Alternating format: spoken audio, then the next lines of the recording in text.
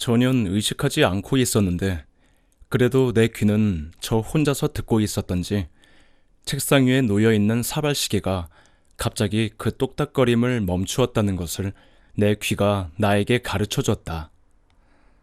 난 누워있던 자세에서 얼른 몸을 일으켜 시계의 태엽을 감았다. 사발시계의 태엽은 항상 기분 좋을 정도로 알맞게 내 손에 저항해온다. 내가 룸펜이라면 난 항상 방 안에 누워서 시계가 정지하는 것만 기다리고 있고 싶을 정도다.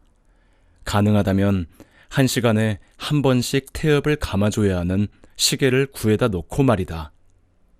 다시 살아서 똑딱거리기 시작한 시계를 제자리에 세워놓으려는 바로 그때 난 지금 집 안에는 나와 수기를 제외하곤 모두 밖에 나가버리고 없다는 사실을 깨달았다.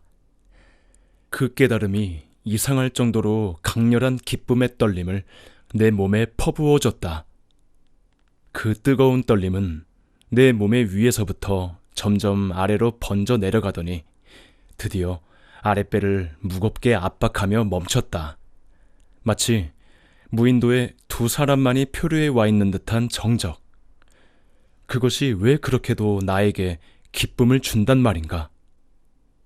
난 아랫배가 느끼고 있는 미묘한 압박의 정체가 무엇인가를 금방 알았다.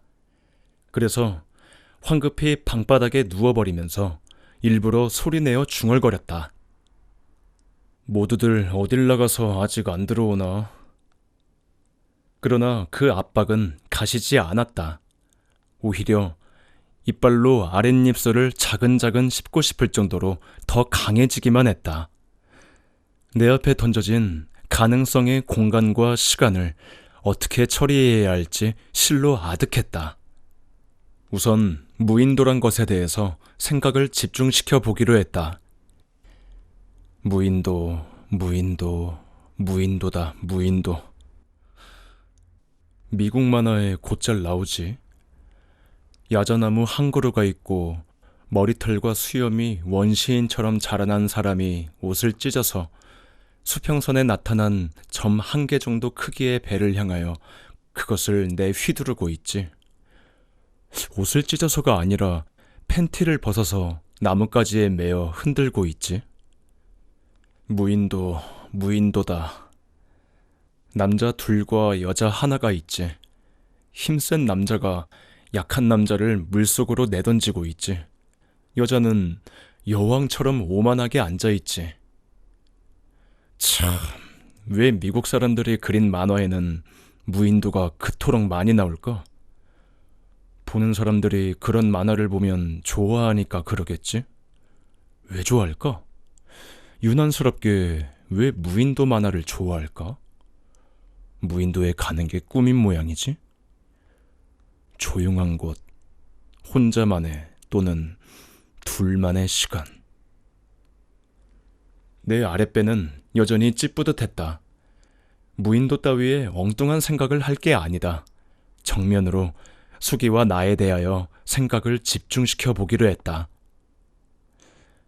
그 여자와 말을 주고받기 전엔 난 그 여자에게 아무것도 요구하지 않고 그 여자를 좋아하고 있었다. 좋아했다는 말이 너무 지나치다면 그 여자를 내 곁에 느끼고 있었다고 하자. 어느 날 문득 천사의 직계 후손이라는 말이 생각났다. 그러자 수기를 거의 완전하게 표현했다는 느낌이 들었다. 그리고 어느 날 그 여자를 다방으로 불러내었다. 서로 무언가 말을 주고받았다. 시시한 얘기뿐이었다. 그 여자를 대단찮게 생각하게 됐다. 대단치 않다는 말은 그 여자가 이미 내 속에 들어와 있는 존재가 아니라 앞으로 끌어들여야 할, 내 속에 들어오게 하기 위해선 그 여자를 둘러싸고 있는 많은 모서리나 돌기들을 내가 힘써 깎아내고 문질러 없애야 할 존재. 다시 말해서 남이라는 것이었다. 대단찮게 생각했다는 것은 귀찮게 생각됐다는 것과 같은 뜻이었다. 귀찮게 여기지 않으면 안 될 어떤 과정을 겪어낼 것은 일단 포기해버리자. 다시 그 여자는 여전히 남이긴 했으나 내 속에 들어와 있는 셈이 됐다. 난 귀찮다라는 것을 내 아랫배를 향하여 강조했다. 그러나 마치 마술에 걸려서 갑자기 무인도에 온 것 같은 느낌을 주는 이 시간이 지나가 버리기 전에는 주어진 가능성을 추구해보자고 내 아랫배는 자꾸 나를 쥐어박았다. 그 여자는 그때 안방에 있는 것 같았다. 책이라도 보고 있는지 아무 소리도 들려오지 않았다. 라디오 소리도 나지 않는 것을 보면 낮잠을 자고 있는지도 몰랐다. 어쨌든 처음엔 그 여자는 나를 거부할 것이다. 그럴 때 내가 지어야 할 표정은 어떤 것인가? 멋쩍게 웃을 순 없다. 화난 체하고 그럼 그만두자고 나와버리는 건 두고두고 후회할 짓이다. 그렇지. 눈을 감자. 눈을 꾹 감고 내 아랫배가 명령하는 데 따라서 손을 움직이자. 그런데 정말 그 여자가 날 거부할 때는? 그 여자에게도 자비심은 있겠지. 나로 하여금 부끄러움을 느끼도록 해버리진 않겠지. 그 여자가 나에게 열심히 말을 걸어오고 있었다는 사실이 내 아랫배의 편을 들면서 날 일으켜 세웠다. 난 조심조심 내 방의 미닫이 문을 열고 마루로 나갔다. 마침 마당 한 곳에서 자그마한 회오리 바람이 일더니 그 작은 바람기둥은 팽이처럼 마당을 한 바퀴 돌고 사라졌다. 태양빛을 받아서가 아니라 땅거죽 자체가 발광체인 듯이 마당엔 눈부신 햇볕이 가득했다. 처마 그림자가 경계가 되면서 그 저쪽과 이쪽이 밝은 곳과 어두운 곳으로 뚜렷했다. 이쪽인 그늘 속에는 버림받은 듯한 꼴로 밟을 때마다 삐걱거리는 마루와 때 묻은 파자마를 입고 서 있는 내가 있었다. 그리고 다른 모든 것은 햇볕 가득한 마당의 저쪽에 오글오글 모여있는 것 같았다. 난 안방 앞으로 발 뒤꿈치를 올려서 살금살금 걸어갔다. 방 안에선 아무 소리도 들리지 않았다. 이럴 때 갑자기 안방문이 왈칵 열리며 수기가 밖으로 나온다면? 안녕합시오 라고 하나? 내 몸을 지탱하고 있는 발가락 10개가 바르르 떨렸다. 결국 안방문을 열지 못하고 말 자신을 잘 알고 있었던 게 아닐까?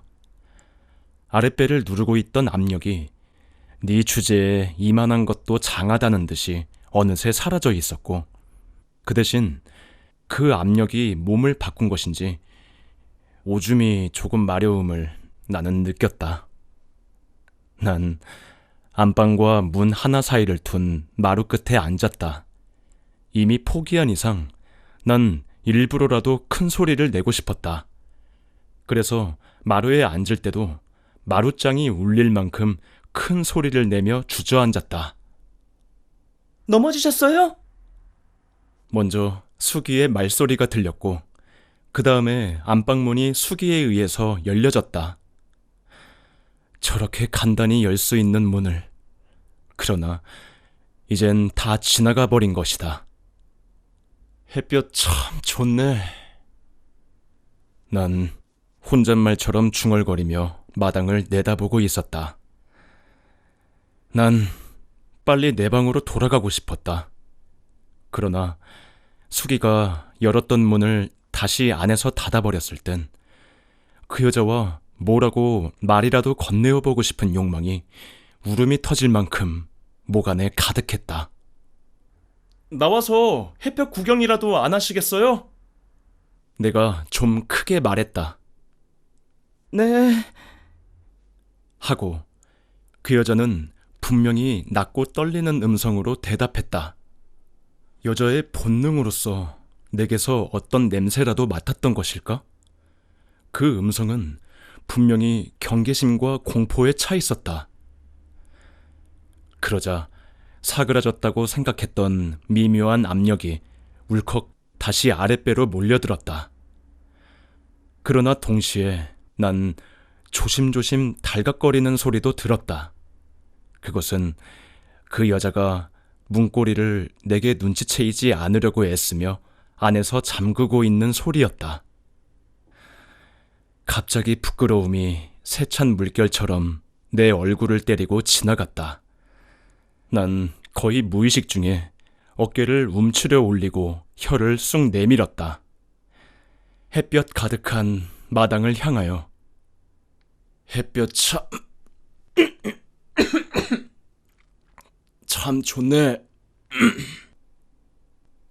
목에 가래 걸린 소리로 말하고 난 변소로 갔다.